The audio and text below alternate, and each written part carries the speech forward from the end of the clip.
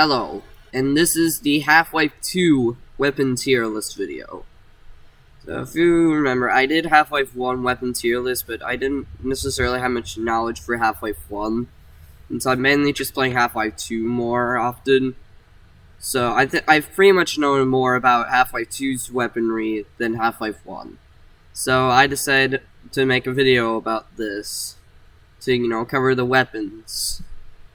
So, let's do this. So, number 1, we got the crowbar. Of course, this is an obvious weapon. You just try to bash crates open, break the debris in the way. So yeah, it's a very cool weapon. Although, of course, it outshadows by the gravity gun, which can do, a lot more stuff. You can still, break on crates with it. So, the gravity gun is still not necessarily practical. But still, it's very useful, so I'm going to put this in B tier. Next, we got the 9mm pistol. So, the 9mm pistol is used by the Metro Cops. Basically, this basically holds 18 rounds, so it's pretty effective for a sidearm during Root Canal. So, this can be pretty useful. Although, until you get the revolver, that is.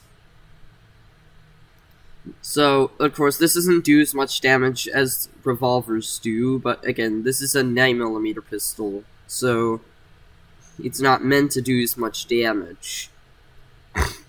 So, I'll just put the 9mm pistol in about B tier.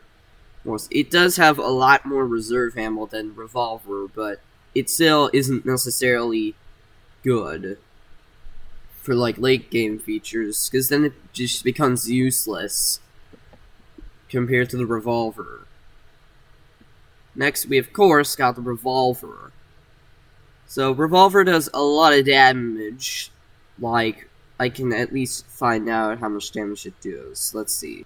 Alright, we're reading the strategy wiki, and, yep, look at that. 80 damage for a headshot. So, this is a more effective sidearm. So, yeah, if you necessarily have to use a sidearm, then I'll say this is a good weapon. As a sidearm, though, but using it as a primary, you're just not gonna drain much ammo since you only have 12 shots in reserve ammo. And also, ammo for it is kind of rare, as far as I know, so this is not necessarily gonna really be effective. Just replace it with a different weapon like the pulse rifle or the shotgun. But anyway, yeah, the revolver way more superior, so I'll put it in A tier. Next, we got the SMG-1, also called the MP7. So the MP7 is a rather good weapon since you get 45 rounds and you have 225 reserve shots, making this weapon the most highest capacity weapon in the game. Although, this isn't without its downsides. Because first of all, it doesn't necessarily have effective accuracy. And also, this doesn't necessarily do as much damage as the pulse rifle, so this is not quite effective. But at least, this weapon also has the ability to launch grenades. So you can technically use the MP7 over the pulse rifle, even if the damage is not that good. But I still find the MP7 not really useful for late game, in Anti-Citizen 1 and Follow Freeman, as far as I know. So I've not necessarily found this weapon useful for late game. So I'll just say I'll put the MP7 in B tier. That should be a better weapon. I think the pulse rifle does outshadow it. And speaking of the pulse rifle, this is the Overwatch standard shoot pulse rifle, which means you'll see Combine soldiers wield this more often than any other weapon in the game. Of course, that includes the MP7 and the shotgun. And so pulse rifle is kind of unique. You can basically deal more damage, you have better accuracy with the pulse rifle, but you want to keep in mind you don't have much capacity. You get 45 rounds in the mag for MP7 and 225 shots for the reserve ammo on the MP7 compared to the pulse rifle's 30 mag size and 60 reserve shots. So, but still, this is going to be more useful if you're just going to aim for the head more often, which I see very effectively. Of course, using in that, you can pretty much have good effectiveness with the pulse rifle. So we kind of say this is very important. Like, the most useful weapon to use for, like, mid-game and late-game phases. So, I'll put the pulse rifle in S tier, the best weapon in the game. Not really, but one of the best weapons. Next, we got the shotgun. Now, this weapon is kind of unique. You can pretty much fire a single sprit shot, although if you right-click, you can fire 2 shots at once. So you can deal pretty much a lot of damage. Although, since it's a shotgun, it's not necessarily accurate. Since I would only recommend this weapon if you're, like, indoors, like in Highway 17, if you're in the indoor areas. Since pretty much you can basically deal more damage that way. Although if you're trying to fight a stronger enemy, you can pretty much just use the secondary fire to fire both shots. But yeah, it's right for the right gameplay, but still, this is a very effective weapon. One of my favorites. And especially useful in Ravenholm when you first get it. So, I'll put the shotgun in S tier, along with the pulse rifle. Next, for the crossbow.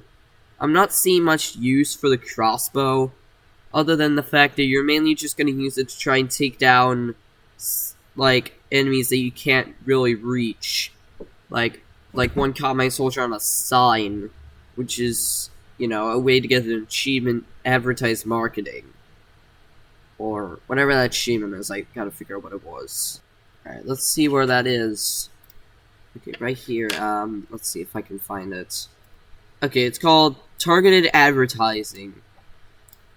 Also, of course, the crossbow can pin targets that get hit. I'm not sure how, but hey, it fires crossbow bolts, so that's the reason. And this deals really effective damage, so if you want to deal damage at, like, far ranges, like semi-far ranges, this is very useful. But of course, for far ranges, but if you're just going to use it, like, all the time for its effective damage, that's not going to be useful. It takes a while to load, although not as long as the revolver. But still, it takes longer to load than other weapons in the game. So, I wouldn't recommend using this all the time, just for stealth parts. But yeah, crossbow is still quite effective for that role, so I'm going to put it in around A tier. That should help. Next, we got the timer grenades. So, the grenades basically are throwables that you just throw it, wait a few seconds, and explode. Although, of course, these take a while to explode, and most of the time your target's probably gonna run away. Or at least more often if you're playing hard difficulty. Which, I'm just gonna assume, you're gonna assume I'm not playing on hard difficulty. But yeah, its usefulness depends, but I would just rather use it in some parts, like taking down the snipers. Since, you know, that's the only way you can kill the, snipers in Half-Life 2. So yeah, the grenades, not really as useful, but still, they can definitely help in certain areas, but not the most useful. So I'll try to put it in C tier. I think that's fine. Next up, the RPG, the rocket launcher, as it's also called. So rocket launcher is pretty effective. You can launch 3 rockets max, and each time you shoot, you can laser guide your rocket to prevent them from to prevent your rocket from being destroyed, which is very, very useful on the gunships. Since again, since that's probably the only way you can damage them outside of the energy pellets that the AR2 can also use, which I forgot to mention. But yeah, AR2 can, use energy balls, very effective. But yeah, the RPG does a lot of damage, so I would only recommend this to try and take down the gunships or striders. And especially, this is useful in Follow Freeman. So yeah, RPG does come into play, Follow Freeman, because that's just when you're trying to get to the Citadel to try and save Eli. So yeah, RPG, very, very useful. Although not useful to be a primary, since you only get 3 rockets at a time. So I'll put the RPG in around A tier. Next, we got the Pteropod, also called the Bug Bait. So this is, now, I wouldn't say this is useful for late game. It's only really effective if you're in, like, the last part of Sand Chats and the entire chapter of Nova Prospect. Although, when you reach Entanglement, there are no more Antlions, like, they're gone until Episode 1. So, meaning you're not going to really be using this often, trying to have people take you down, to try and have people take enemies down.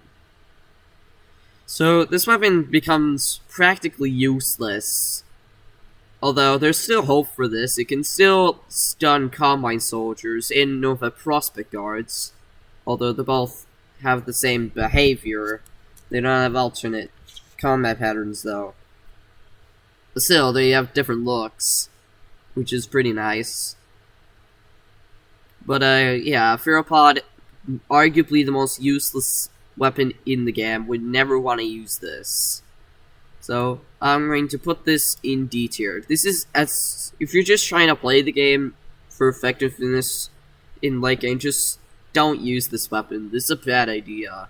You don't even, and I'm pretty sure you don't even get it in Episode 1 and Episode 2. Like, it's only halfway through and that's it. And when it gets destroyed, you can't get another one in Episode 2 and Episode 1. So, yeah, it's really not gonna work. And the last weapon is the Gravity Gun, also called the 0-point energy field manipulator. Of course, you can mainly use this for heavy lifting. It's very effective. And besides, you also have a button to change to the Gravity Gun. Oh, oops. But, yeah, it's this button I set it to, although it's G by default, although, why would you want G as your Gravity Gun button? I don't ever know. But yeah, I have it on this button here, just so you know. So yeah, this is a very effective weapon in terms of, reliability. And even in the last part of Half-Life 2, like, as in Our Benefactors and Dark Energy, you can supercharge it so it can be even more effective. So this is overall, like, arguably the best weapon. Although, like, mainly for the Citadel parts. I mean, sure, you can only, like, knock back, like, head crabs when it's not in its organic form, or, supercharged. But still, very useful for trying to reach hard-to-reach areas. So yeah, this is a very useful weapon. So, I will put this in S tier. Like, so yeah, these are very effective. And now it's time for my top picks, where I will go over the best picks for usable for all the time. So these are going to be 4 of my picks. So, number 1, Pulse Rifle. Very effective, very, like, upgrade to the MP7. Like, extreme effectiveness. You can use orbs to disintegrate a lot of targets at once. And, yeah, it's useful. Number 2, the Shotgun. Great for indoor combat, especially tight areas where you can deal very effective damage if you don't feel like using full auto weapons in buildings. Which, I mean, sure, that's good enough for whatever reason. Number 3, the Gravity Gun.